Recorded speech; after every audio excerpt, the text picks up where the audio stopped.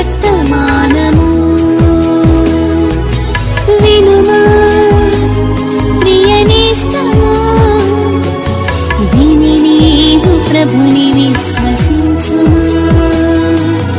వినుమా ప్రియనేస్తమా, విని నీవు ప్రభుని విశ్వసించుమా. Praise the lord. దేవునికి స్తోత్రం.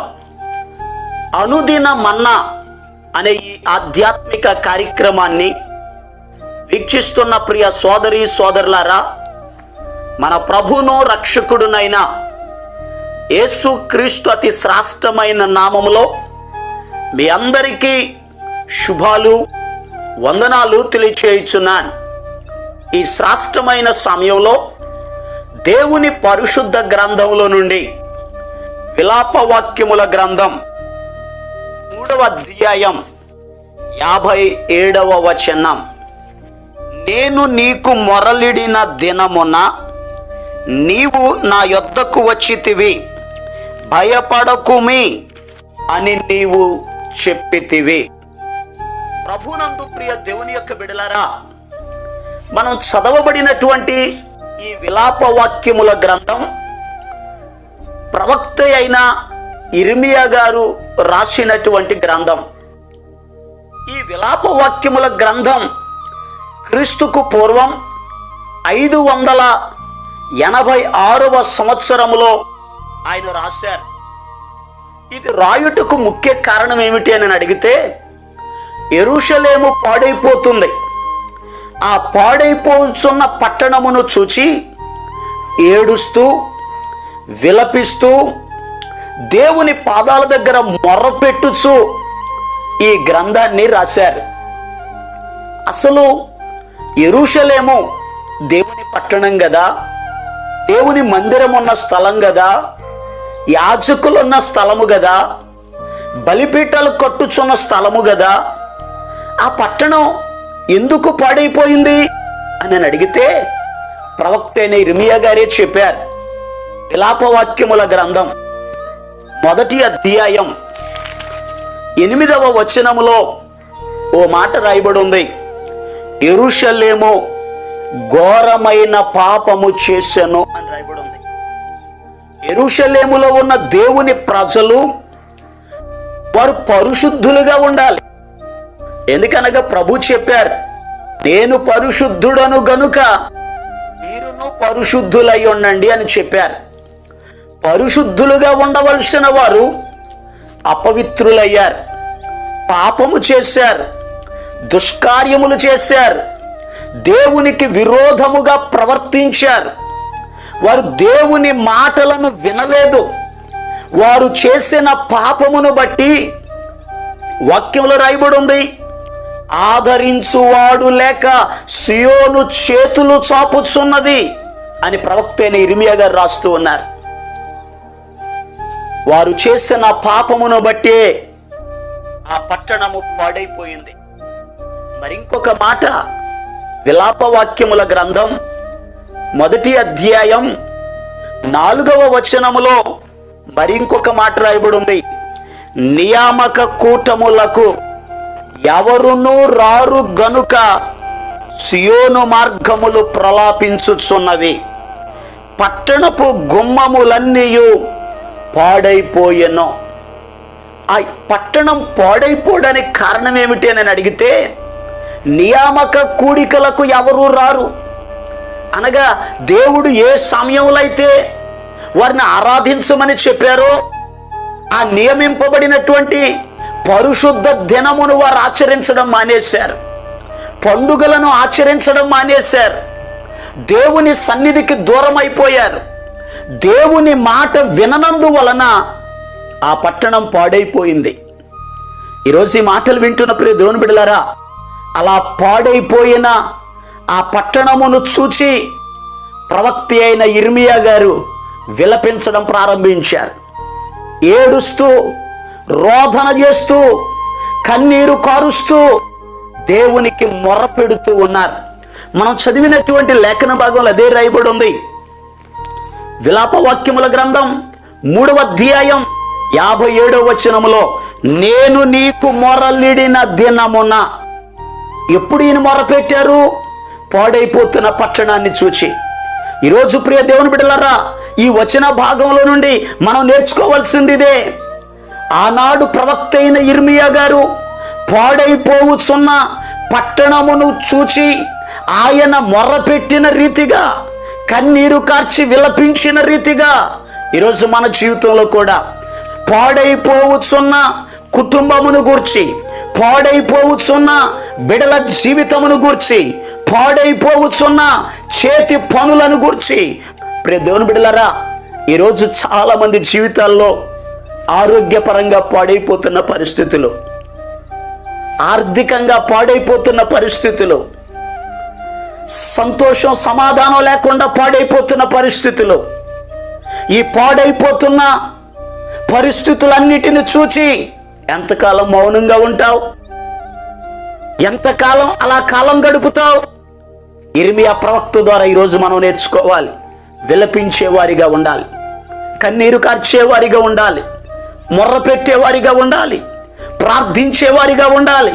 అలా ప్రార్థన చేస్తే దేవుడు 2 పనులు చేస్తారు. ఈ వచనంలో ఇర్మియా ప్రవక్త గారు చెప్తున్నారు, నేను అలా మొర్ర పెట్టాను. మరి దేవుడు ఏం చేశారు? పాడైపోతున్న పరిస్థితులను చూచి ఇర్మియా ప్రవక్త దేవునికి మొర్ర పెట్టారు. మరి దేవుడు ఏం చేశారో ఇక్కడ రాయబడి ఉంది చూడండి. నీవు నా యొద్దకు వచ్చితివి. నెంబర్ 1, దేవుడు చేసిన పని ఏమిటి అని అడిగితే, 1, నీవు నా దగ్గరకు వచ్చావు. 2వ మాట, భయపడకుమి అని నీవు చెప్పితివి. ప్రియ దేవుని బిడ్డలారా, చాలా జాగ్రత్తగా గమనించండి. ఇర్మియా గారు చేయవలసిన పని ఇర్మియా గారు చేస్తే, దేవుడు చేయవలసిన పని దేవుడు చేశారు. ఎక్కడైతే పాడైపోతున్న పరిస్థితులను గురించి ఇర్మియా ఏడుస్తూ ఉన్నాడో, ఆ పాడైపోతున్న స్థలమును, ఆ పాడైపోతున్న దానిని బాగు చేయుట కొరకు దేవుడు దిగి వచ్చాడు. వచ్చిన దేవుడు భయపడుతున్న వ్యక్తితో, కలవరపడుతున్న వ్యక్తితో, కృంగిపోయిన వ్యక్తితో, కన్నీరు కారుస్తున్న వ్యక్తితో చెప్తున్నారు, భయపడకు, ధైర్యపరుస్తున్నారు. ఈరోజు ప్రియ దేవుని బిడ్డలారా, నీ జీవితంలో కూడా దేనిని గూర్చైతే అది పాడైపోతుందని ఏడుస్తూ ఉన్నావో, ప్రభు ఈరోజు నీ కుటుంబం దగ్గరికి రాబోతున్నారు, నీ బిడ్డల జీవితంలోనికి రాబోతున్నారు. నీ కుటుంబంలో దేనిని బట్టి, భర్తను బట్టా, కుమారులను బట్టా, కుమార్తెలను బట్టా, దేనిని గూర్చైతే నువ్వు చింతపడుతూ ఏడుస్తూ ఉన్నావో, ప్రభు నీ దగ్గరికి రాబోతున్నారు. కష్టకాలములో బంధువులు చేయి విడిచిపెట్టవచ్చు, స్నేహితులు చేయి విడిచిపెట్టవచ్చు. నీవు ఆరాధించే దేవుడు నిన్ను విడువడు, ఎడబాయడు. నీతో ఉండే దేవుడు, నీకు సహాయం చేసే దేవుడు, నీవున్న పరిస్థితులలోనికి ఆయన వచ్చే దేవుడు. వాక్యంలో రాయబడి ఉంది, శద్రకు మేషకు అబేద్నెగో కష్టకాలములో వారు అగ్నిగుండములో పడవేయబడినప్పుడు వారి కంటే ముందుగా ఆయనే వెళ్ళాడు. మన దేవుడు మనతో ఉండే దేవుడు. ప్రియ దేవుని బిడ్డలారా, మనతో ఉన్న దేవుడు మనలను ధైర్యపరిచే దేవుడు, భయపడకొని చెప్పే దేవుడు. స్వార్థ ప్రకటించుట ద్వారా ఒకనాడు అపోస్తుడైన యోహాను గారిని పట్టుకున్నారు, పద్మాసు దీవులో విడిచిపెట్టారు. ఒంటరివాడిగా ఉన్నాడు, ఏడుస్తూ విలపిస్తూ దేవునికి ప్రార్థన చేస్తూ ఉన్నాడు. అలా ప్రార్థన చేస్తున్నటువంటి యోహాను గారి వెనుక ప్రభు ప్రత్యక్షమయ్యారు. ప్రభు వచ్చిన ప్రభు ఆయనతో మాట్లాడారు, యోహాను భయపడకుమో, భయపడకుమో, నేను మొదటి వాడను, కడపటి వాడను, మృతుడనైతిని గాని యుగ యుగములో సజీవుడను. ధైర్యం తెచ్చుకోమని దేవుడు ఆయన తన కుడి చేతిని యోహాను మీద ఉంచి యోహానును ధైర్యపరిచారు. ఈరోజు ప్రియ దేవుని బిడ్డలారా, భయపడుతున్న నీ జీవితంలో దేవుడు ధైర్యాన్ని కలుగజేస్తారు. ఆయన ధైర్యపరచాలన్నా, ఆయన నీతో ఉండాలన్నా, ఇర్మియా ప్రవక్త వలె మనం కూడా దేవునికి మొరపెడదాం, ప్రార్థన చేద్దాం, కన్నీరు కార్చుదాం. పాడైపోతున్న ప్రతి దానిని ప్రభు మీ జీవితంలో బాగు చేసి సంపూర్ణమైన సంతోషమును కలుగ చేయును గాక. అలా ప్రభు మీ జీవితంలో అద్భుతాలు చేయనట్లు మీ కొరకు నేను ప్రార్థన చేస్తాను. తరల వంచండి, కళ్ళు మూసుకోనండి, ప్రార్థనలు ఏకీభవించండి. మహాపరిశుద్ధుడును ప్రేమ కలిగిన మా పరమ తండ్రి, నీకు వందనాలయ్యా. పాడైపోతున్న పట్టణాలను చూచి ఇర్మియా ప్రవక్త విలపించిన రీతిగా అయా నీ బిడ్డల జీవితాలలో ఏ విషయంలో అయితే వారు పాడైపోతూ బలహీనులయ్యి కృంగిన పరిస్థితుల్లో ఉన్నారో దేవా వారిని బలపరచండి అయా, సహాయం చేయండి అయ్యా, ధైర్యపరచండి అయ్యా, నీ కార్యములను మీరు జరిగించండి అయ్యా. అద్భుతమైన కార్యములు నీ బిడ్డల జీవితాల్లో జరుగునుగాక. దుఃఖము కన్నీరు తుడిచివేయబడునుగాక.